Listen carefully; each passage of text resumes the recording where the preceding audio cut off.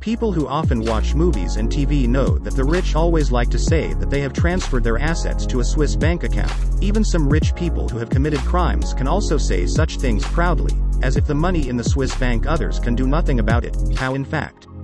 Are Swiss banks really that safe? In the eyes of customers around the world, Swiss banks are considered the most trusted banks in the world.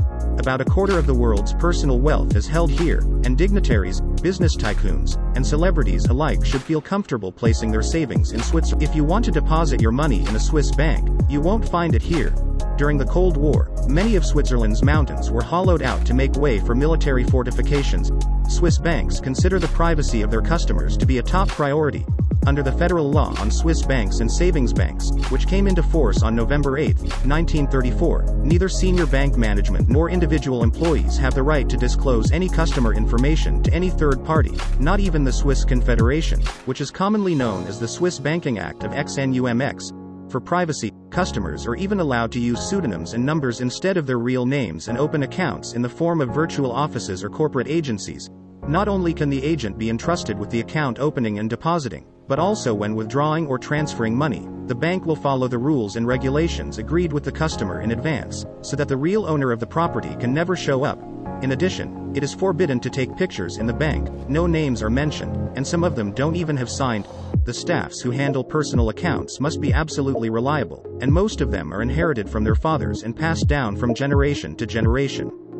In the banking industry, Swiss banks are truly recognized as one of the safest banks in the world, and they continue to manage the private assets of a large number of the world's wealthiest people, much of which is illegally acquired. However, because Swiss banks are relatively secure, it is almost impossible for outsiders to access a wealthy person's asset accounts. It can be said that Swiss banks do a very good job of protecting the information of their clients, and even their executives and employees are not authorized to disclose any information to third parties, not even to family members or the government. This rule is not imposed by the Swiss banks themselves but is backed by law. With this rule, the rich people only need to register their names when they first deposit money, and then they will get an account code, and then the owner of this asset will only be a string of codes, and no one will know the name of the owner behind it. However, because of this requirement of the Swiss banks, Switzerland did not exchange financial and tax information with any country until 2017. Other countries simply do not know whether their rich people have accounts in Switzerland. So many rich people with the idea of tax evasion and transfer of assets. The bank has become a haven for tax evasion and money laundering for many people.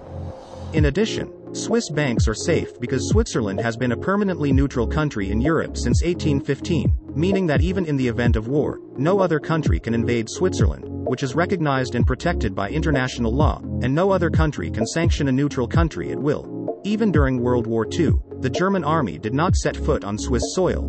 It is not enough to have legal support, but Switzerland's own military strength is also very strong. It can complete the recruitment of troops in a short time, and the weapons are also very strong, plus the unique geographical location, so that there is no reason for the top countries to invade Switzerland in the eyes of the global countries.